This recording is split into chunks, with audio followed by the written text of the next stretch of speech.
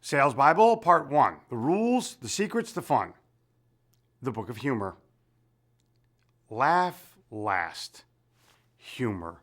If you're serious about succeeding at a sales career, it's time you started looking on the lighter side. Go ahead, make me laugh. Humor melts ice, warms the coldest of hearts, makes sales. They'll be laughing all the way to the bank. Your bank. If I can get the prospect or the customer to laugh, I can get him or her to buy, and so can you. A funny thing happened to me on the way to a sale. When you're on a sales call and the prospect tells you no, start thanking them.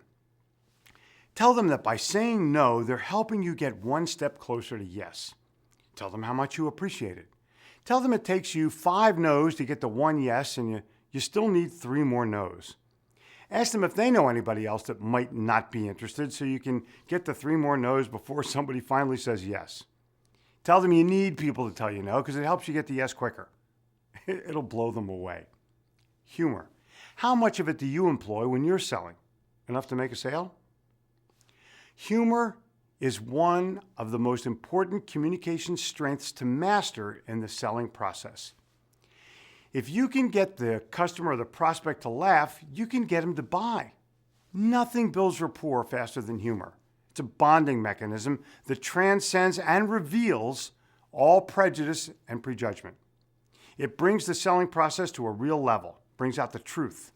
I've found that many truths are revealed through humor.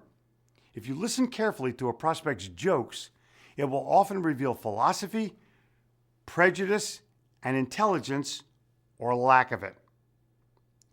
Here's a few guidelines for how to use humor to make more sales. Use humor in the warm-up of the presentation to set a happy tone for the meeting. The earlier you can get a prospect to laugh, the better. Laughter is a form of approval. Don't make jokes at somebody else's expense. If the prospect knows the person, you never know who they know, or is related to the person at the brunt end of the joke, you're dead meat.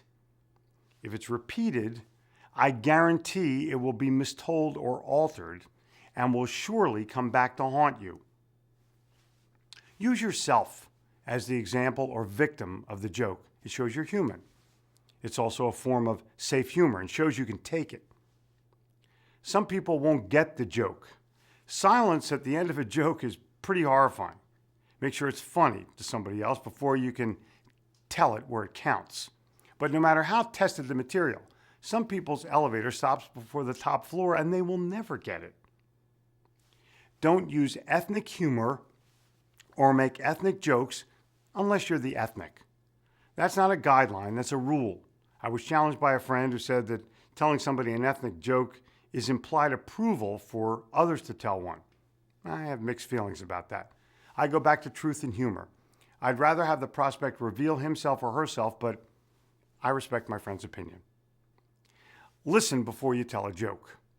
Try to determine the type and demeanor of the person or the people that you're addressing. Wrong humor will kill you as fast as the right humor will let you live and sell eternally. Use personal experiences rather than retold jokes. Talk about something funny that happened in your office or with your kid or when you were a kid rather than 2 guys were walking down the street. If you tell a joke that the prospect or the customer's already heard before, it's actually a negative to make them hear it again. That's one great reason for using personal humor. They're sure to be hearing it for the first time. And then there's timing, timing, timing. Humor, properly inserted, will turn the prospect or the crowd into your favor. But be forewarned, there's never a right time for a political or a religious joke told to somebody that you don't know. Don't use humor where it's not appropriate. Maybe keep a humor file.